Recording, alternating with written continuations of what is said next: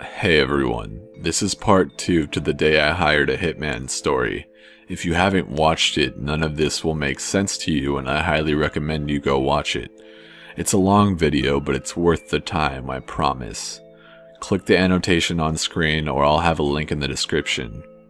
Let's begin.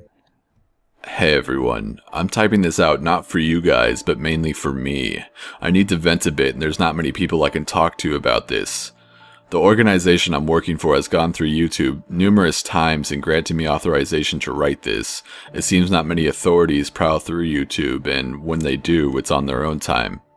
A lot of shit has been going on in my life lately, and at the end of the day I believe I was able to turn it around and actually do some good for this evil fucking world we live in. Anyways, let's just get to the story about how I was forced into this new line of work. How I was forced to become a hired gun. There are entities, both living and non-living, that have power and control like you couldn't even imagine. Even now, after seeing everything I've seen, it's hard for me to grasp. It's hard for me to believe. Those conspiracy theory nuts really aren't too far off, I've come to realize. Things are more connected behind the scenes than you could even imagine. These entities are completely invisible to the normal person until it lets its presence known to you, or you worm your way into its territory. Either of these scenarios end the same way. Once you stumble upon things of this magnitude, you end up joining, or you end up dead. Simple as that. These people are everywhere. Politicians, CEOs, lawyers, businessmen. They're able to see all, control anyone they want, and the scariest part, anything is obtainable. Anything. Again, I'm rambling. Let's pick up where I left off last time, shall we? I arrived at Sunset Park, about a 10-minute drive from downtown Vegas, around 6 p.m. I was walking around the area where these people wanted me to meet them until I saw a woman in a suit leaning against a tree. She had glasses on, but I could feel her staring at me, her gaze studying my movements and piercing my body like a knife. I walked up to her with my hands behind my back, my right hand inches away from my 9mm that was tucked in my pants under my shirt. As soon as I approached her, she said to me, "You have a 9mm tucked in your pants. I'd advise you not to pull it out." I was stunned. She was very good at picking up visual cues from people. She smiled as my facial expression showed that she was correct. I continued walking toward her, trying not to show my fear that this may well be the end for me. A light breeze blew through the park as I approached. I smiled a bit and said, "Well, aren't you an intuitive little thing? Tell me, what's stopping me from pulling out my gun and blowing your fucking brains out?" I tried sounding like I had some sort of control over the situation, but that was the furthest thing from the truth, and she knew it. "I have a sniper trained on you right now. If you attempt to make a move for your gun, you'll have your head blown clean off your body in less than half a second." I pulled my arms from behind my body and folded them in front of me. "Good. You seem to have some brains after all," she said, smirking a bit. That smug fucking face reassuring me that I was in no position to do anything, like a dog's owner smiling as it obeys a command. "Enough of the bullshit. You called me, I came, now what the fuck do you guys want?" She gave me a signal to follow her. In the distance I saw a park bench void of any human activity. I followed her while lagging a bit behind, attempting to survey the situation a bit. It was no use though. I was way out of my league, and that fact devastated me. I hate having no control of situations I'm involved in. We both sat down, facing each other on opposite sides of the bench. She took off her sunglasses. Beautiful, green eyes shone to my view, wore out from the troubles of her past and obstacles in her future. "We have a proposal for you, mister." I'll leave that out. "Call me Tyler," I said. "Okay, Tyler. Well, let me give you the short version. You poked the wrong bear, and furthermore you killed one of our operatives. This wouldn't be a problem if you hadn't hired a fucking hit on yourself just for some amusement. Now we're down a man, and that's very serious in our line of work. We value each of our employees and the skill sets they possess. Now, I'll ask you one time, Rather, I'll tell you one time. You will join our organization for a limited amount of time to replace the operator you disposed of. That, or sometime in the next 12 hours, you will be disposed of. I started laughing, that smile returning to my face that I hadn't seen since the last time I saw Mike. I wasn't laughing because something was funny. It was one of those laughs where something is seriously fucking wrong and there's no other emotion to convey how fucked up the situation is. She glared at me like this was some kind of fucking joke, like my life was just a joke. Well, I don't have much of a choice now, do I? Smart man, she said. Follow me, details will be discussed with you further. We walked towards the parking lot where I saw a black Bentley with dark-tinted windows pull up. It was brand new, not a scratch on it. Looking at the back of it, I see that it has CA exempt plates on it. As I got into the car, she put her hand up to her ear and said, "Stand down, he's cooperating, return to Point Delta at 22 hours. She started getting in while looking at me. "Could you please remove the 9mm from your pants, unchamber the round, and remove the magazine, please? You're not planning on taking it from me, are you?" "No, sir, it's just a precaution. I'll do it with mine if it'd make you feel better," she said. "I don't really care. It seems you have no intentions on killing me, as you could have done so already, and why would you scuff a pretty car like this with my brain matter?" She smirked again. "You seem to have good intuition. You should fit right in." And so we drove away and headed out of town towards the state line, not knowing what was ahead of me, but too tired and worn out to even care. We arrived in LA about 4 hours later. Having no idea where I was, it was too late to turn back now. Shit, it was too late to turn back the moment I arrived at the park earlier that day. About 20 minutes after we arrived in LA, the woman handed me a folded up bandana, speaking for the first time since I got in the car. "Put this on to cover your vision. We do this as a precaution to all new members to ensure the security of our black site." "Fine," I said, while tying it behind my head. "Am I ever going to know the location of this place?" "Yes, it's one of our central hubs that serves our needs for a lot of activities. Once we know you're dedicated and have the means to get a job done, we'll let you in on everything," she said. "By the way, what's with the CA exempt plates on this thing?" I said, while looking into total darkness as the blindfold covered my eyes. "I guess I can tell you now. We are part of a larger organization contracted by the government." My heart fucking dropped. What the fuck was this lady on about? The government contracts fucking hitman agencies? I heard her chuckle under her breath. I guess my face gave away my emotional state again. "I see that you didn't expect that." "Yes, we are a sub-branch of a larger organization that does military work inside the states for certain organizations in Washington and for major corporations that need others to do the dirty work for them." "Like the CIA, FBI, and Department of Homeland Security?" I said, eagerly waiting for her answer.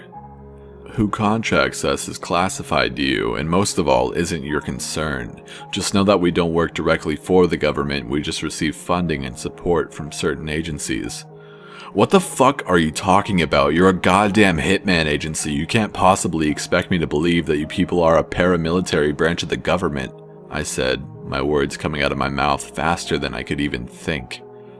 She chuckled again. "It's more complicated than you can comprehend at this moment. Our Hitman division is only an extremely small branch of what we do as a whole.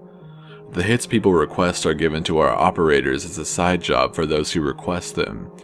It's a way for certain employees to earn a chunk of extra cash on the side while at the same time obtaining skills that improve our other operations."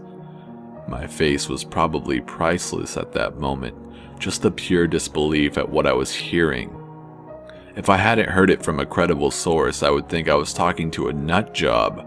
So, the government, or whoever the fuck pays the bills, allows you people to do this shit? "It's not that they approve us to do it," she said. "It's more like they look the other way during these activities. After all, everything we do is looked down upon by most of the government. We scratch their back and they scratch ours." We provide a necessary service to them, and in return they ignore certain activities that give us extra funding as a group and for individual operators. As she ended her sentence, I heard the driver roll down his window. He said some obvious code words. Opening, I heard a voice say that sounded like it was coming from a speaker. I then heard a gate start to open, metal grinding as it slowly slid open. We're here. Keep your blindfold on until I direct you to take it off. We pulled forward, and then I heard a large garage door start to open.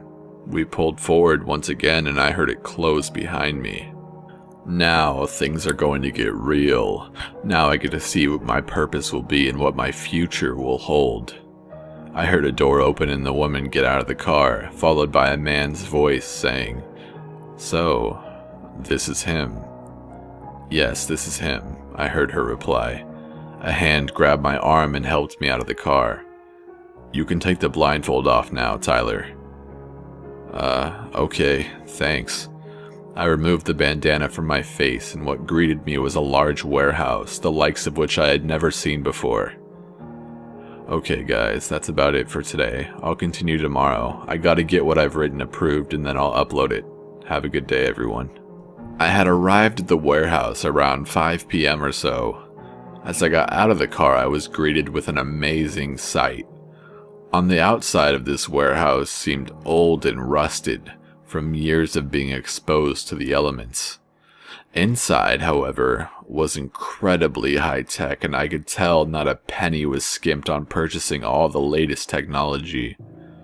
I was given a quick tour while the lady who I'd talked to earlier was giving me the rundown. Her words were going in one ear and coming out the other as I tried to study every last detail of this massive place. We got to one room and my interest was piqued, as it looked like the goddamn launch room at NASA. A full HD projector was at the front of the room, and behind it were rows and rows of fancy computers streaming with codes and different applications. Each station had a man or woman in a suit manning them. All of them had headsets on, seemingly finishing up the day's work. I started walking around as the lady who recruited me was in mid-sentence, cut off by my body language showing I was no longer interested in whatever the fuck she was talking about. I was walking around looking at the different monitors, looking at different applications on the various screens that made me think I was on a spaceship. I didn't understand any of it. That was until I got to one man's workstation. Let's call him Mark. Mark was on his headset clicking around on his multi-monitor setup, and I saw something while peeking behind his shoulders on the far left monitor. It was a picture of a little blonde girl. She couldn't have been more than 8 or 9. She had bright blue eyes. She looked a lot like my little sister. It made me smile a little bit. I had to wonder why this picture was on his screen, however. He was on an application. It wasn't like he was on his background or anything. I approached closer and tapped on his shoulder. He turned around and looked up at me, seemingly intrigued with what I was inquiring about. "Can I help you?" he asked with an upward inflection in his voice. "Yes, you can. I just started here. What's with the picture of the little girl?" I asked confidently, as if I had just been hired to run the fucking place. He gave a quick glance to the woman who brought me here, seeing if it was okay to talk to me. A quick nod of her head, and he continued. "It's a picture of a little girl that went missing 2 weeks ago. The mother thinks she knows who has her, but unfortunately the police were no help," he said. "So we have a search and rescue squad in this place or something?" I asked quickly. "No, sir. She had a hit put out on the guy. It's her old boss, a high-ranking banker who she used to work for, apparently a really sick fuck. She sent us the picture in hopes that we might run into her at his place once we take care of the guy." Something happened inside of me right then, a kind of feeling that I can only describe as fate screaming in my face. I was supposed to be here. I was supposed to talk to this man, and I was supposed to ask my next question. Are there any other operators on this case already? "No, sir," he said. It just came in earlier today. The woman had just gathered the funds in order for us to take care of it. I shot a quick glance over at my recruiter. For the story's sake, let's call her Anne. I'm taking this job as my first. Any objections? I said. As a matter of fact, nothing she could say could change my mind on this, even if I had to do it for free. She came over to the computer and asked me to give them a minute so they could talk. She came back up to me where I was waiting for a short time. This job isn't the type of thing I was going to assign to you at first. It's a hit. You know that, right? I'm well aware, I said, my tone hard as stone. Okay, as long as you know. By the way, how come you want this job so badly? I can see it in your eyes, like you knew that girl, she said. She reminds me of my little sister, I said, my eyes becoming heavy and glassy. And I can't stand motherfuckers that have anything to do with harming children. You only have one childhood, one time to be innocent and carefree. People who take that away from them deserve to die, slowly and painfully. I agree. What I'm getting at is even if this man had nothing to do with that little girl's disappearance, you still have to go through with it. You'll have to bear that on your shoulders, she said. She was surprisingly considerate. I realized that. Besides, he's a piece of shit banker. I want to hang his ass just for that. Probably a smug-ass motherfucker. By the way, if any high-up-the-ladder bankers are watching this, no offense. You just happen to really fuck our country and pretty much the world economy, and I don't like your kind. She smiled, and I went back over to the guy's station, ready for the details of the job and ready to pop my hit cherry. As I sat down in an empty chair a few feet away from the man, a printer went off in front of me. It started spitting out information, maps, and schedules of my target. I started smiling again, contemplating my future and the fact that maybe I'd actually want a permanent job here. My thoughts broke when Mark walked in front of me and grabbed the papers. He returned to his desk, labeling some of the files and ordering them to make it more accessible for me. He grabbed a manila folder in one of those drawers and put the stack of papers in it. How that folder brought back memories of how I got into this whole mess.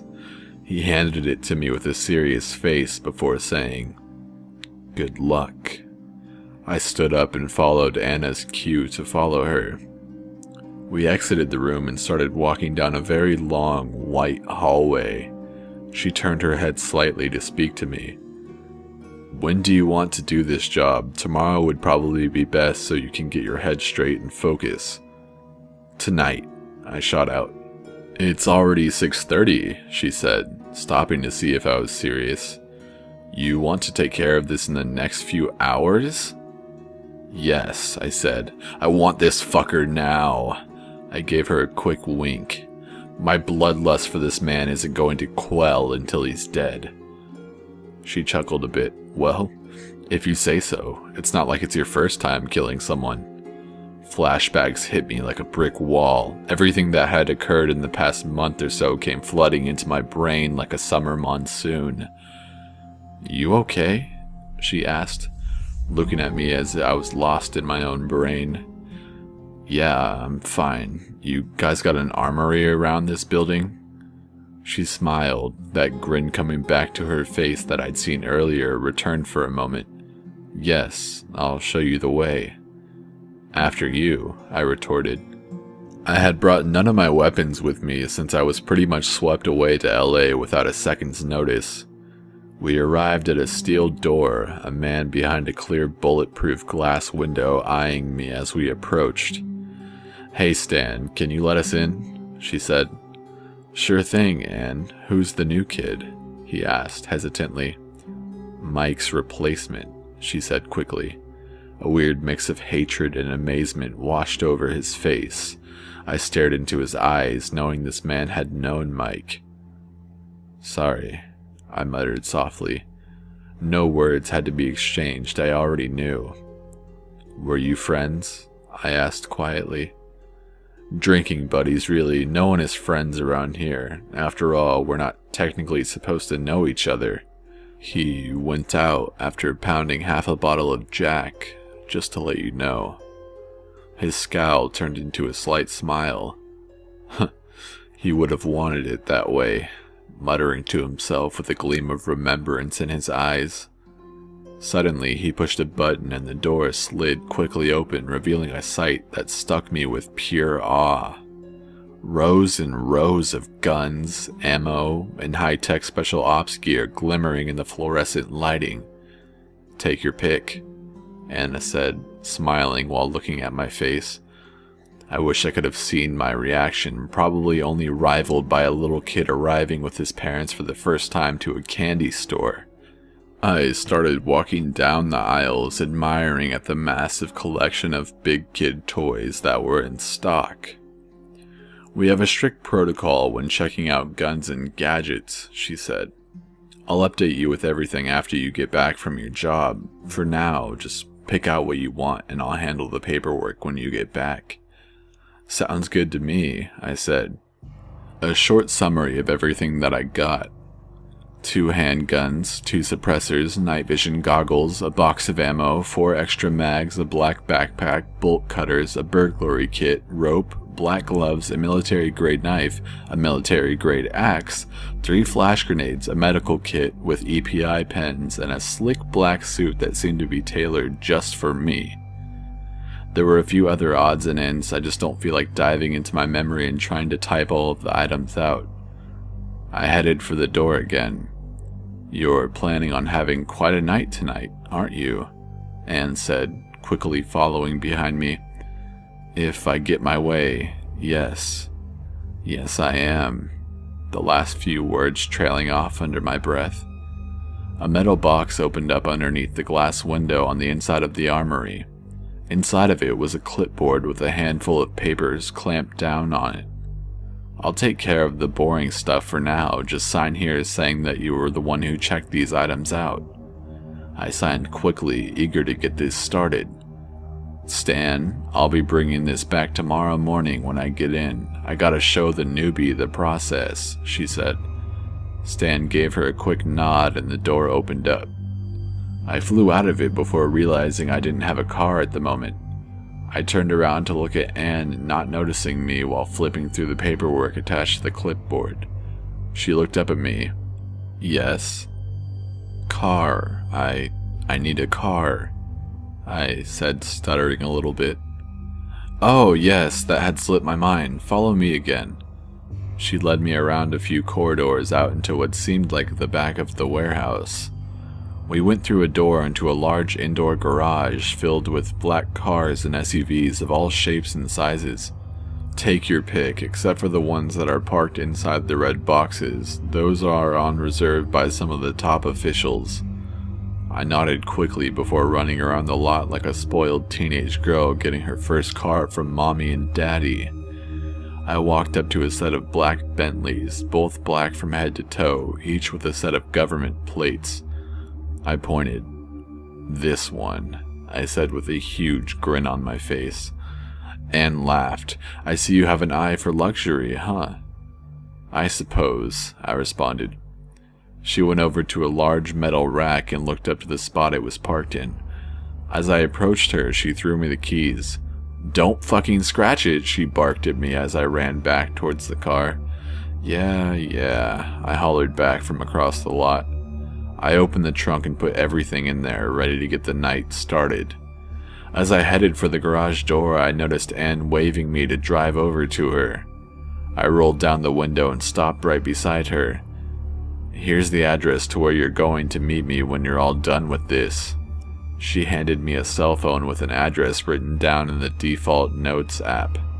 "We'll be meeting you here 20 minutes after you call us to retrieve the car and take you back here to return the gear." I gave her a quick nod. As I was about to roll the window back up, she put a hand on it. "I don't have to remind you that we won't think twice about putting you 6 feet under if you happen to ditch us. We normally need to build up trust with new operators before sending them out. However, I have an inclination that you won't be going anywhere," she said, looking me dead in the eyes. "I know," I said. "I'm not going anywhere." She took her hand off the windowsill and the garage door started to open. I sped off, a setting sun illuminating a pink and purple sky greeting me as day turned into night. I parked at a local pizza joint to look over the notes. I grabbed a slice to eat while reviewing everything in the file I was given. We'll call the guy Ralph. Ralph was a high-ranking banker at a major bank in downtown LA, the type of guy who spent 5 years getting promotion after promotion over guys that had been with the company for 20 years just because he was born into a family with connections. The type of rich douchebag that acquires a sick and twisted taste of erotic things as soon as he secures a position of wealth and power. The file said that he had made multiple advancements on the woman who took the hit on him, raping her one of the times.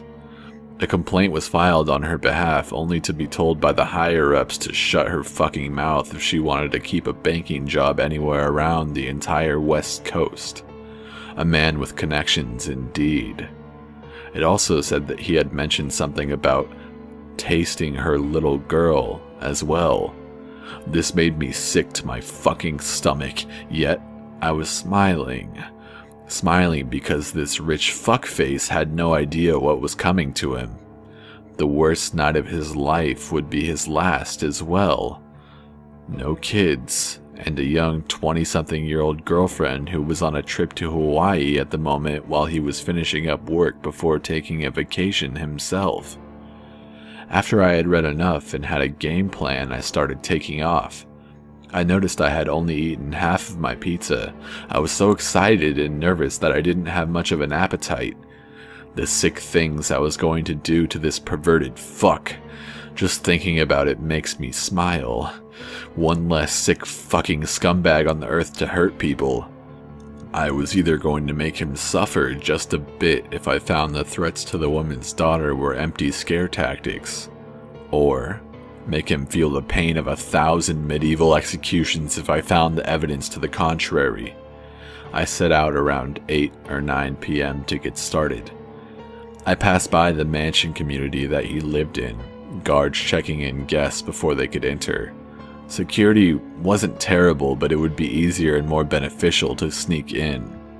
I found a spot about a quarter mile away and parked the car. I made my way, backpack in hand, to the back brick wall of the community.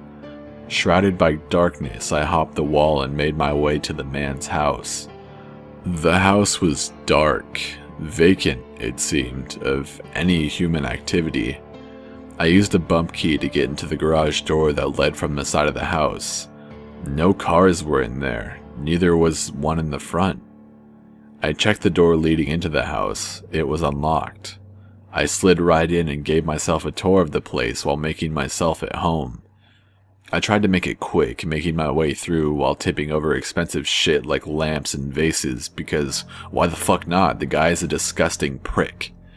I entered one room and saw something that caught my interest. It had a few teddy bears, and upon closer look, the dresser drawers contained children's clothing. This guy didn't have any kids and was definitely not the type to have a niece or nephew stay the night. It was all just off. I could feel it.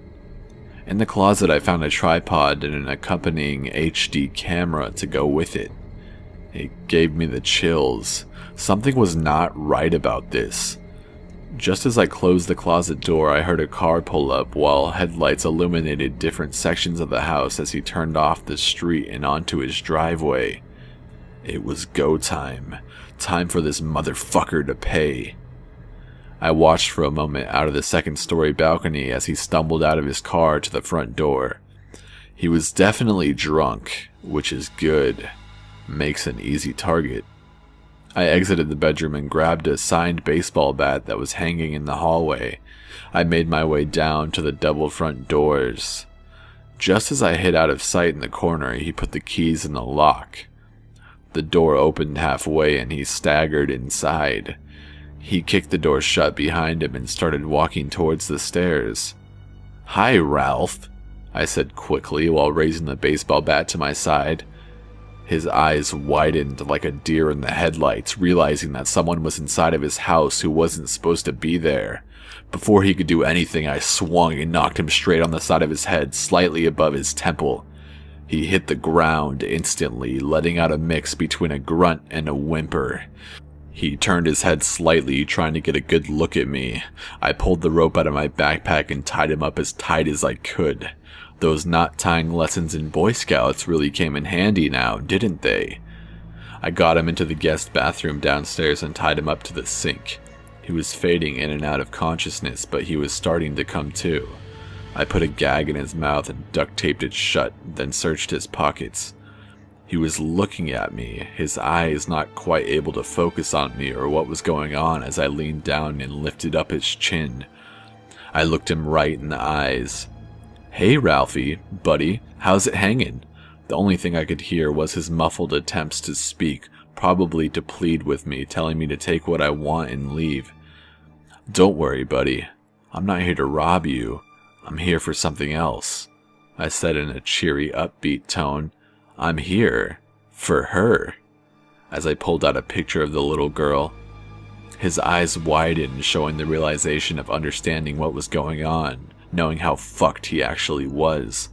More muffled pleads followed. "You don't happen to have her, do you, buddy?" A shake of the head told me no, but I knew he was full of fucking shit. After all, he's a goddamn executive banker. See, here's the thing. I don't really believe you. I have a few sources that say you do have her. His eyes dropped to the tile floor below, refusing to look at me. I picked his chin up again and stared into his eyes. "Look, man, I'm going to level with you. This will go a lot quicker for you and me if you just tell me where she is." I ripped the duct tape out of his mouth for a quick second. "I don't have her," he said, the desperation gushing from his mouth. I hit him straight in the nose a few times and heard a break, the crunch slightly muffled by his cries of pain. "See? I don't believe you. Like I said, I know you have her. I guess I'm going to have to go look for her. You sit tight." I chuckled a bit. "Oh, who am I kidding? You're not going anywhere." My happy-go-lucky smile slowly destroying his soul, the situation he was in seeping into him bit by bit. I put the duct tape on his mouth again and secured him even tighter to the sink, his hands and feet bound tightly as to make sure he couldn't escape. I searched all around the house to no avail. I even searched the attic and didn't find anything. I was checking out one of the upstairs rooms in the back of the house again and looked out into the backyard. I saw a huge shed that was more of a guest house than a shed sitting on the opposite side of the pool. I went downstairs and opened the bathroom door once more. "I'll be right back, buddy, just gotta go check something out," giving him a small wink as I shut the door again. I went out to the backyard and walked towards the shed. An ominous feeling hit me as I grabbed the door to open it. I opened the door to see a beautiful project car sitting inside. It was a '69 Mustang GT Cobra, I believe. There was only one floor with multiple rooms in it, one filled with gardening tools and supplies and the other filled with mechanic tools to work on the car. I searched around and found nothing. I was about to give up when I saw something that caught my eye on the floor. A cardboard mat laying under the car, presumably to keep oil stains from staining the pristine tiled floor. I removed it and got on my hands and knees to look under the car. Something caught my eye again, a little outline of what looked like an entrance to a lower level. I looked around for the keys to the car and found them sitting on a shelf next to a few other items. I got in the car and opened the garage opening, then I pulled forward to see what was underneath the car. As I got out and looked back into the garage, my suspicions were confirmed. It was a small trapdoor-looking entrance to a lower level. The only thing identifying that it was there was a small outline where the door met the tile. I walked over and pried it open to find a staircase leading down to the dark pit below. I started walking down to see what this motherfucker was hiding down there. I hit the bottom of the stairs, feeling the whole time for a light switch or something. I finally found one, lighting up the whole room and lighting up the most disturbing scene I'd ever witnessed. It was something straight out of a fucking horror movie. It looked like a dungeon. A few cages along with both small and large shackles. It was inside those cages that shook me to my very fucking core. The little girl I had seen on the computer screen earlier that day was in one of them, her once bright blue eyes now dim with fear and anguish. As she saw me, she scooted herself up into the far corner of the small cage, afraid that I was someone else that was going to hurt her, or worse. As I stood there in utter shock, I saw movement to my left. I turned my head slightly to see another girl, a little brown-haired girl that looked like she was of Mexican or South American descent. My eyes started to water uncontrollably, and, I'll admit it, I started crying. No human could do this, especially to little girls. Only fucking monster or a beast could do this. Don't worry, I said, staring the blonde little girl in the eyes, talking with the quietest high-pitched voice I could muster up. I'm not here to hurt you. I'm going to get you out of here. I looked around to find the keys, and to no avail, they weren't down here. Hold on, I'll be right back, okay? She gave me a quick little nod, not knowing whether she could trust me or not. I ran back in the house to grab the bolt cutters in my backpack. I grabbed them and passed by the bathroom. I opened the door quickly to see Ralph struggling to get the rope untied, but failing miserably. His eyes widened wider than they had ever been, I'm sure, as he saw me there holding the bolt cutters. Oh, don't worry, you motherfucker, I'm not using these on you quite yet. A quiet whimper escaped through the duct tape as I closed the door. I ran back to the shed, or garage, whatever the fuck it was, out back and flew down the stairs. As I entered the little girl's view, she crawled back into the corner of the cage, I'm assuming because she thought I was going to use the bolt cutters on her. That just wanted me to make that fucking monster inside die even slower. I approached the cage and started clipping the cage bars one by one. It looked like a makeshift enclosure, maybe 2 or 3 large dog kennels welded together. As soon as I could pry it open, I tossed the bolt cutters to the side and reached my hand in. Don't worry, I'm not going to hurt you. You're safe now, I said, trying to smile and sound reassuring. She reluctantly grabbed my hand and I pulled her out, hugging her tightly, and I whispered in her ear that she is safe now, and that I was going to get her home to her parents. I set her down and knelt down to her level. I'm going to get your little friend out now too, okay? So please, stay tight until I get her out. She gave me a little nod that she understood, and I started working on the other little girl's cage. I looked around at the other few cages, knowing at one point in time they were used for other little kids, maybe even in their teens, that were held here and never left. Alive, at least. I pried the other cage door open and grabbed the other girl's hand. I gave her a big hug and also told her everything was going to be okay. I set her down, and I'll never forget what happened next. They hugged each other, tight, not wanting to let go.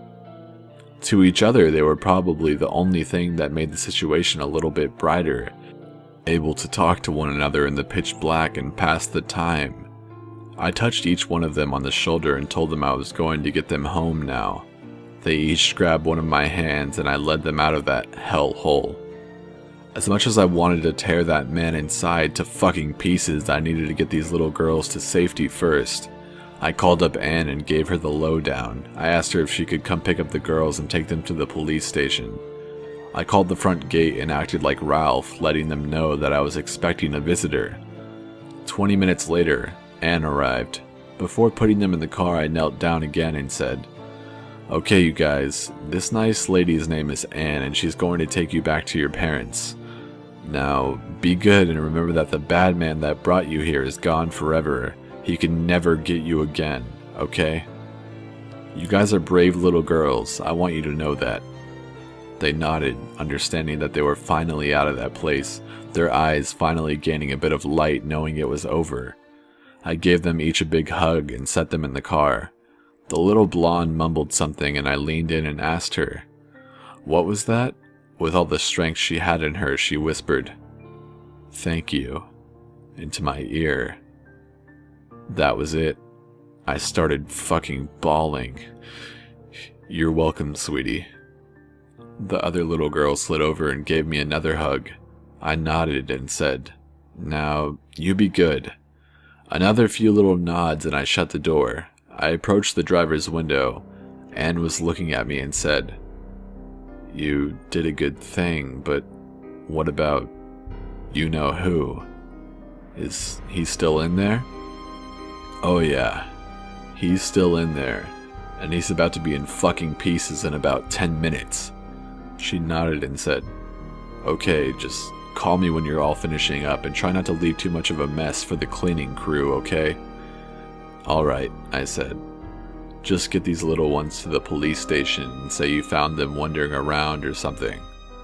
I'll figure it out. Have fun." I just nodded and waved bye to the girls as they drove away, seeing them wave back to me as they rounded the corner out of the neighborhood. I slowly walked back inside the house. It is now around 1 in the morning or so. Ralph was still trying to make it out of the ropes, his wrists bloodied with rope burn. I opened the door and grabbed my backpack that was laying on the ground. "Come on, motherfucker, we're going to have some fun now." I slammed his head against the sink and then untied the ropes that were restraining him to the sink. I led him outside the house and into the garage. A look of horror came over his face when he saw the trap door was open. "Yeah, you motherfucker, I found them. They're gone now, and you're not ever going to bother them again." I shoved him down the staircase. He tumbled down like a rag doll. He was defeated, and he knew it. He knew that's the last time he was ever going to see the outside again. I used some of the chains to chain him into the middle of the floor and went back up to close the hatch. More useless whimpering came out from where the duct tape was resting on his face. I ripped it off again and threw it to the side. I wanted to hear him scream and beg for mercy. The mercy he never even thought twice about giving the countless people he held down here. "Please, I was forced to do this. It wasn't my fault, I swear." He kept on and on. I grabbed his broken nose and twisted it sideways, the pain instantly transmitting to his brain. "We're just getting started, my friend. Karma's a bitch." He slumped down, looking like a sorry-ass sack of potatoes. "Please, God," he pleaded. "Please let me live. I don't want to die." I popped a cap to one of those EPI pins and jammed it into his leg. While injecting it into him, I looked him into his eyes once more and said, "I'm the only God with you right now." I'm warning you right now, shit is about to get real and very fucking graphic. I'm not sparing a single detail with what happened, what I did to that sick fuck. So if you're not very good with gore, I'd suggest turning back now. I took my 9mm and screwed a suppressor on it. I held up his right foot. Boom! 3 shots in between his ankle and his Achilles tendon. I did the same for his left foot. I then threaded my remaining rope through the holes and hung him from the piping on the ceiling. While he was hanging there upside down, I took the bolt cutters and severed the tendons on the back of his knees. His screams were music to my ears, each one retribution for a horrible act he had committed in this very room. I then pulled out my gun and popped 2 rounds into each one of his kneecaps. One of his Achilles snapped under the weight, and with it came a cry of pain. Before the other one snapped, I used the bolt cutters to cut it halfway through, letting the rest snap under his own weight. I stripped him down to his boxers, him laying in a mess of his own blood and sorrow on the concrete floor. I stomped his balls until one of them felt like it burst. I took my other API pen and injected it into him. I wanted him to suffer through this. I wanted him to feel every last fucking nerve being severed in his body. I picked the bolt cutters up and laid him on his back. I put them under his boxers and positioned his dick in between the edges. He looked down at what I was doing for a quick moment and yelped out a quick no before I sliced his dick off. Instantly, he started bleeding even more. Finally, I put my gloves on and found his severed dick. I picked it up and forced his mouth open. I shoved it in there and taped it shut. He was going to eat his own fucking dick, just like I'm sure he's made other people do. I sat against the wall watching the life drain from his eyes. Lastly, I went back up the stairs and grabbed some fuel from the garage. I slowly poured it all over his body, getting it in all of his wounds. I packed up what I had left into my backpack and put it on. You brought this on yourself. I hope you fucking understand that in your last minute of life. Worthless fucking scum. I spit on him and then led a fat trail of gas to the beginning of the staircase. I set it ablaze and watched as the flames engulfed him, swallowing him whole. He was going to be taken from hell on earth to actual hell. As he wailed and screamed, I ascended the steps. I called Anne and told her it was done, and that I was on my way, and then I closed the hatch, hopped the wall, and left. All evidence was cleaned up by a disposal team within the next hour. I kind of feel bad for leaving such a mess. Well, that's it for tonight, everyone. Some of you may think I'm a fucking psychopath who has real problems. Others may think my actions were justified. I think he had it coming. He deserved every last fucking second of that night. I may see him in hell one day. Who knows? I will have to pay for my sins one way or another. All I know is that karma's a bitch. I was just the person who happened to deliver that karma in this instance. This was the most brutal case, but it was my first. One more sick motherfucker is off the planet, and I say good riddance. Until next time, everyone. Until next time.